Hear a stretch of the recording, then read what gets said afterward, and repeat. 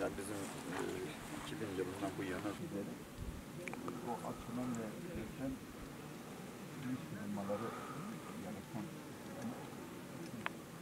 İyi ama orası balçık olmuş araçlar gide gele. araçlar geçemez. katlanıyor, küçücük de oldu ha. Burayı balçıklamış. Cebine koyuyorsun. İnşallah bölge terörden arındıkça turizme daha çok açılır. Yani muhtemelen herhalde 4 yıl önce kimse buralara gezmeye kolay kolay gelmezdi. Onun için yani bu dağlara çok şey yakışır. Halaylar yakışır, türküler yakışır, dostluk yakışır. İnşallah tekrar eski misyonuna kavuşurlar. Bu dağlar tarihe şahitlik etmiş dağlardır. Birçok uygarlığa ev sahipliği yapmış ve bu güzelliği bünyesinde ciddi anlamda barındırmakta. Yani buranın doğallığı da bozulmamalıdır. Yani hem doğallığı korunmalıdır. Yani çok herkesin uğradığı bir uğrak alanı da olmamalı. Ama yöre halkı da bölge insanı da bu doğal güzelliğe sahip çıkmalıdır. Artık dünyada belki bir dönem sanayi belirleyici oldu. Ama artık doğal yaşamın en belirgin, en özlendiği bir döneme giriyoruz. Bu doğal alanlarımızı korumalıyız. Yani bu sene de biz Van'ın koruma altına alınması gereken bu tür alanların hemen hemen hepsini Sayın Cumhurbaşkanımız kararnamesiyle doğal sit alanı haline getirildi, koruma altına alındı.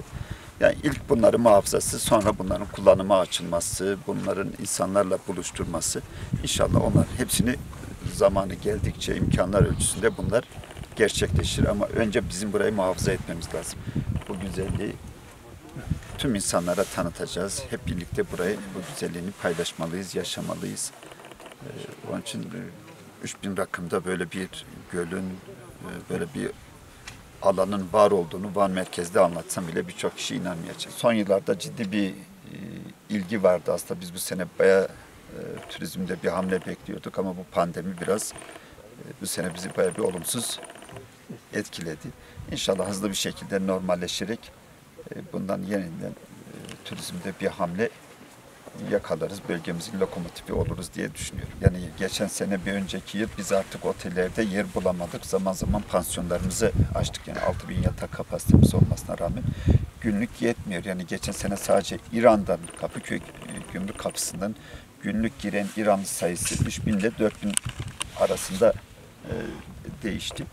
Onun için biz Antalya'da, Muğla'da, Bodrum'da, İstanbul'da turizm üzerinde çalışan hemşerilerimizin olduğunu biliyoruz. Onları bir saç ayağını da Van'da oluşturması gerektiğine inanıyoruz.